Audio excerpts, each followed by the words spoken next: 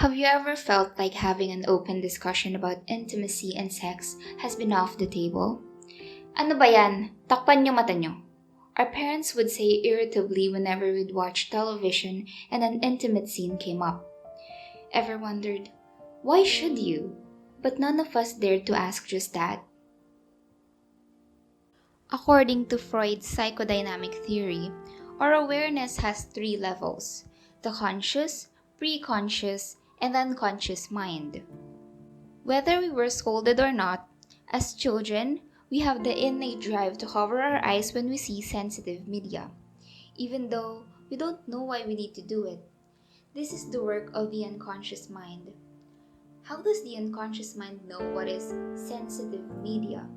This is where Freud's id, ego, and superego actually overlaps with the three levels of consciousness.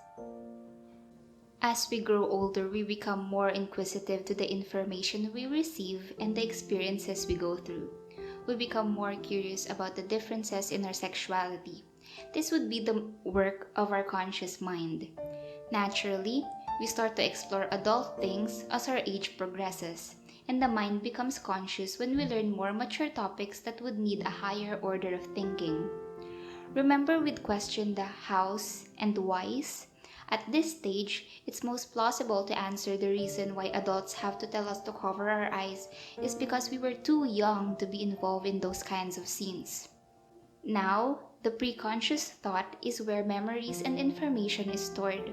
It's not necessarily the front and center of your attention but can be easily pulled into consciousness when it's needed. Thus, it works along with the conscious mind. In a more cultural context, it can be challenging in the Philippines to talk openly about sex, whether with family or your conservative circle of friends. Although sexuality is a natural aspect of being human, sex is often demonized in Filipino culture, where it is seen as shameful, embarrassing, and socially unacceptable. Sadly, this perspective on sexuality has led to numerous issues in the nation, including increased rates of teenage pregnancy and increased sexual exploitation compared to other regions worldwide. The Catholic faith holds significant sway over perceptions of sexuality in the Philippines, emphasizing the sanctity of marriage and conservative attitudes towards topics like premarital sex, contraception, and divorce. While many adhere to these teachings, there are individuals who challenge traditional views, creating a dynamic tension between old and new norms. This can be linked to Freud's theory of the preconscious emerging into consciousness, while these individuals are unafraid to diverge from the norm. Finally, the Filipino context includes evolving attitudes toward the LGBTQ+ community, with growing acceptance alongside lingering discrimination and prejudice.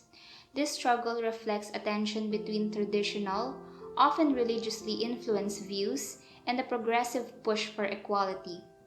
Freud's theory has been both criticized and utilized to understand the complexities of non heteronormative sexual orientations. According to the article entitled Freud and the Filipino Youth, revisiting Freud's theory on gender, sex, and love, modern Filipino men and women exhibit traits such as aggressiveness, promiscuity, and wildness, reflecting greater acceptance of their sexual identities. Love is compared to hookups and sex, linked to feelings of safety and irrational behavior stemming from strong emotions, and associated with Freudian concepts like libido, Oedipus complex, instinct, and eros. These behaviors may represent an attempt to balance traditional norms with modern influences, as young Filipinos navigate between personal desires and societal expectations. Reflecting on our initial sexual experiences isn't negative, it's essential for understanding. We should approach it openly and positively, embracing the knowledge it offers.